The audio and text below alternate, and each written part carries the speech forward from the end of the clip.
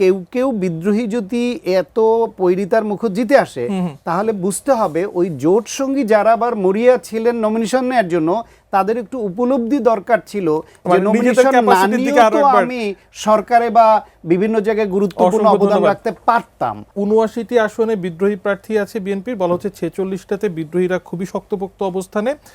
আর ঐতিহাসিকভাবে ধর্মভিত্তিক দলগুলোর যে ভোট সেটা বিএনপি পেয়ে এসেছে। এবার সমীকরণটা একটু ভিন্ন।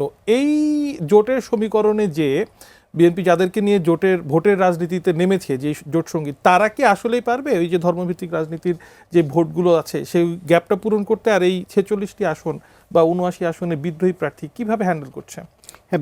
বিএনপির জন্য এটা একটা ডিফিকাল্টিজ অবশ্যই, যে বিএনপিতে চেইন অফ কমান্ডটা ওইভাবে কার্যকর না যেটা বামপন্থী দলে বা ধর্মভিত্তিক দলগুলোতে হয়। ফলে এখানে অতীতও দেখা গেছে এরকম বহু বিদ্রোহী ক্যান্ডিডেট দাঁড়াতো, কিন্তু এইবার তাদের বিদ্রোহী ক্যান্ডিডেটের সংখ্যাটা বেশি হয়েছে জোটের নেতাদেরকে আসন ছাড়ার কারণে। জোটের নেতা যারা, তারা দলগতভাবে খুব শক্তিশালী না, তাদের দল খুব বড় বা শক্ত সামর্থ্য দল না, কিন্তু দলের দুই একজন নেতা আছেন যারা বেসিক্যালি ন্যাশনাল ফিগার, এবং তারা সংসদে আসলে সংসদ উপকৃত হবে, দেশ উপকৃত হবে, তাদের এমপি বানিয়ে আনতে পারলে ভালো।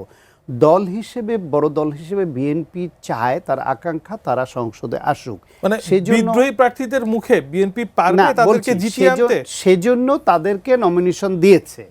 এখন তাদেরকে দল নমিনেশন দিয়েছে, কাউকে কাউকে আবার এসে বিএনপিতে এসে জয়েন করে ধানের শীষও নিয়েছে। বিএনপির যে কোনো লেভেলের যদি তাদের বিদ্রোহী প্রার্থীর পক্ষে কাজ করছে তাকে বহিষ্কার করছে। ফলে সর্বতোভাবে জোট থেকে দেওয়া প্রার্থীকে বিএনপি সহযোগিতা করার আপ্রাণ চেষ্টা করছে। মানে ফলাফল কি বিএনপির পক্ষে আসবে কিনা? না, ধানের শীষ দোলায় উঠবে।